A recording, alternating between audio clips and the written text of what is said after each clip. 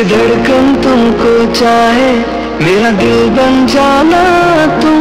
कभी रूठ जो जाए दिल तो सीने से लगाना तुम।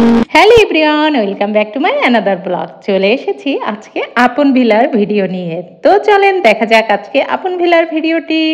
সূর্যমুখী বাগানের ভিডিও যারা দেখেছিলেন তারা অবশ্যই জানেন যে আমি আপন ভিলার ভিডিওটিও দিব। তো সেই আপন ভিলা একেবারে সূর্যমুখী বাগানের পাশেই, একটা টিকিটেই আপনারা চলে আসতে পারবেন।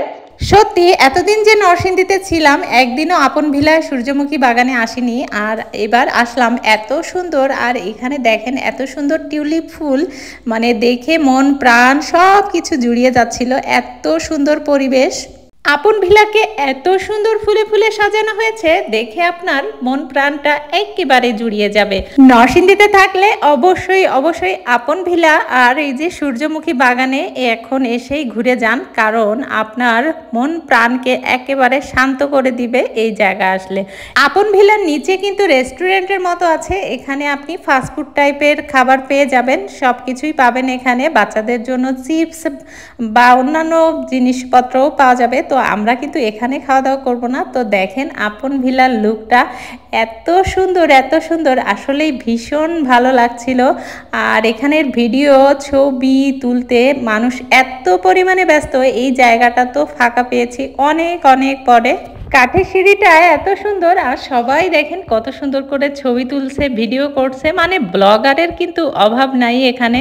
আপন ভিলার এই বাড়িটা কিন্তু সুন্দর করে কাঠ দিয়ে তৈরি করা হয়েছে, ভিতরে টিন দেওয়া আছে, আর বারান্দাগুলাতে ফুলগুলা এত সুন্দর করে ঝুলিয়ে রাখা হয়েছে। দেখেন কত সুন্দর, মানে দেখে একেবারে মন প্রাণ সব কিছু মনে হচ্ছিল জুড়িয়ে যাচ্ছে। আর দেখেন মানুষের মিলন মেলা, মানে ছবি তুলছে, কেউ ভিডিও করছে।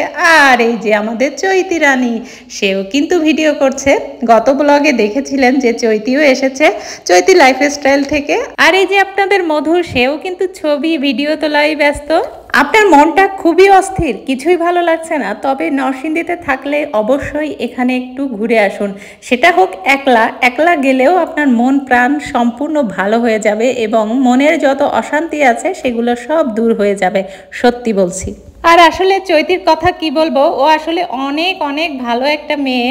আর ওর সঙ্গে এই যে প্রথম দেখা হয়েছে, এটা একদমই মনে হচ্ছিল না, মনে হচ্ছিল কত দিনের চেনা পরিচিত। সে খুবই আপন করে নিয়েছে দুইজনে। আবার একটু ছবি ভিডিও করার চেষ্টা করছিলাম দুইজনে।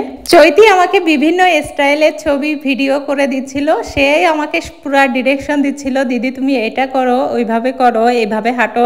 আমি সেভাবেই করছিলাম। আপনাদের কাছে কেমন লাগছে অবশ্যই কিন্তু জানাবেন, আর ফুল ভিডিওটা কিন্তু দেখে তারপরে কমেন্ট করবেন। আমি যদি একা যেতাম এত সুন্দর করে ভিডিও করতে পারতাম না। চৈতি যেভাবে আমার ভিডিওগুলা করে দিছে, এত সুন্দর করে ভিডিও করে দেওয়ার জন্য চৈতিকে অসংখ্য অসংখ্য ধন্যবাদ। আর আপনারা অবশ্যই এখান থেকে ঘুরে আসবেন আপন ভিলা থেকে।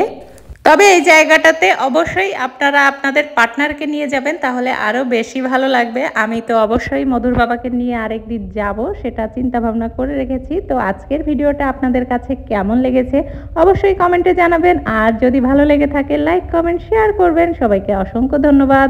টাটা বাই বাই, আপন ভিলা।